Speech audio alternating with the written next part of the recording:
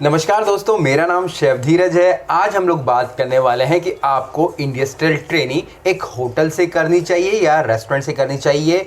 Corona से पहले काफ़ी बच्चों की जो इंडस्ट्रियल ट्रेनिंग रुकी पड़ी थी, अब कॉलेजेस वालों ने, इवन होटल्स और रेस्टोरेंट वालों ने अब ओपन कर दी है कि वो अपनी जो इंडस्ट्रियल ट्रेनिंग उनके पास या उनके साथ आके कर सकते हैं, क्योंकि मुझे भी ऐसे कई सारे मैसेजेस आने लगे हैं।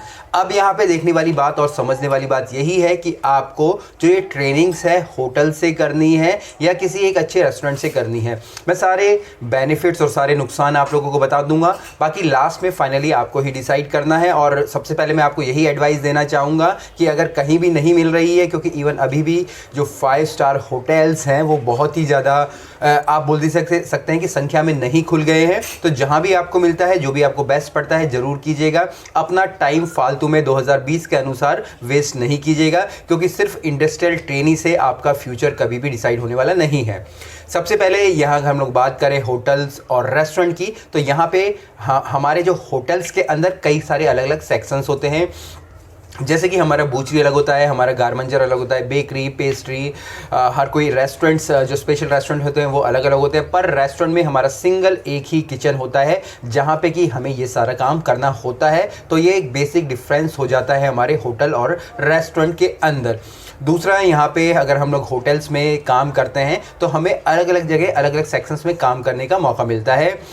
होटल्स के अंदर हमें अलग अलग डिपार्टमेंट्स होते हैं, जैसे कि आपको पता है फ्रंट ऑफिस हो गया, ये आपका सर्विस हो गया, किचन हो गया, बार हो गया। पर अगर आप रेस्टोरेंट में जा रहे हैं तो आपको सिंपली एक ही डिपार्टमेंट पकड़ा दिया जाएगा। अगर वहाँ बार है तो आपको बार में काम करने का मौका मिल जाएगा। दूसरा, यहाँ पे जो रेसिपीज़ होती हैं होटल्स में वो स्टैंडर्डाइज होती हैं, जो रेस्टोरेंट में होती है लोग इतना रेसिपीज़ को ध्यान नहीं देते हैं, पर अच्छे रेस्टोरेंट्स में ये जो रेसिपीज़ होती हैं वो भी स्टैंडर्डाइज होती हैं और आप वहाँ से ये सारी चीज़ें भी सीख सकते हो।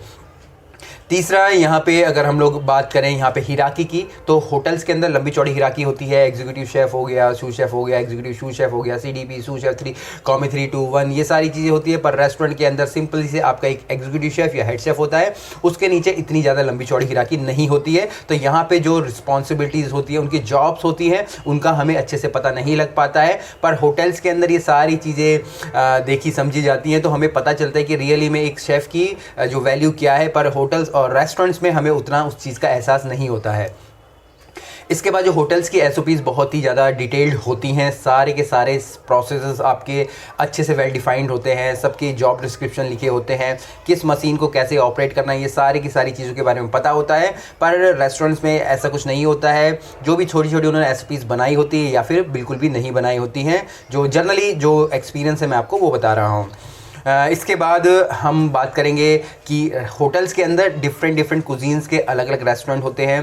होटल्स के अंदर आपको चाइनीज़ कुजीन का रेस्टोरेंट अलग मिल जाएगा, इंडियन कुजीन का, थाई का आपको अलग मिल जाएगा, कॉफ़ी शॉप जो 24/7 चलता है वो अलग मिल जाएगा।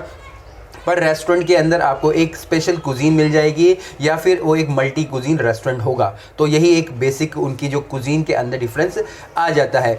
इसके बाद यहाँ बात करें अगर हम लोग हैंड ऑन एक्सपीरियंस की, अगर आप कहीं पे ट्रेनिंग्स के लिए जा रहे हो होटल्स के अंदर, तो आपको अधिकतर वहाँ पे स्टोर लाने के लिए, क्लीनिंग करने के लिए या ऐसे कामों के लिए ही यूज़ किया जाएगा।